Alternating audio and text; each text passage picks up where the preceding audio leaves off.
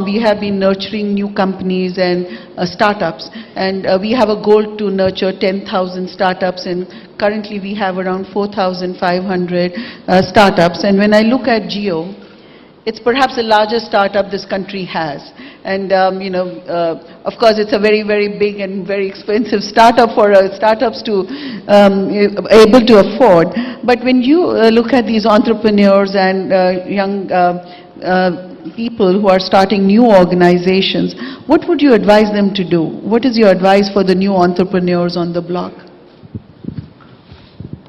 Well, my advice more than advice, I'll share what I have learned. I think advice to an entrepreneur is not appropriate, so I can only share, like, the first piece was really taught to me by my father, in terms of saying that, so he says, and he first gave me when I had just come back from Stanford Business School, so I said, what is going to be my job? Please describe what do I do now? Roles and responsibilities. In terms of roles and responsibility, absolutely. So he says, Acha, am I giving you if you're a job, then you're a manager, right? If you're an entrepreneur, you will figure out what you want to do. So I'm not going to tell you anything, figure out what you want to do. Right? The second piece that I think I learned is that as an entrepreneur, it's very important to find a problem that you want to solve, that you are passionate about. Right? There is no, and this is the same thing that, in fact, Professor Sharma at UDCT, I was blessed to have him. He'd always say that I am not going to give you a list of problems and then you can go and work on anything. You find a problem. And then I will grade you on the quality of the problem that you find, and then I'll grade you on the quality of solution that you actually do. So the same rules apply for an entrepreneur, that it's not solving problems, it's first finding problems. Once you find the problem, right, then you solve it. The third thing that I have learned is that, and we've now institutionalized it at Reliance, is that you have to create societal value.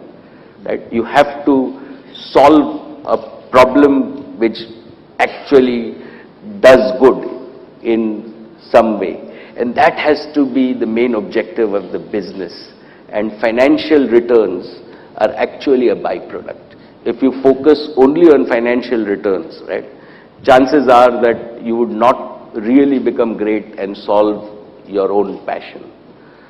The other piece that I have learned is failures are normal, right? With all the success that one sees, people, even in my own case, don't see how many times I have failed before I succeed.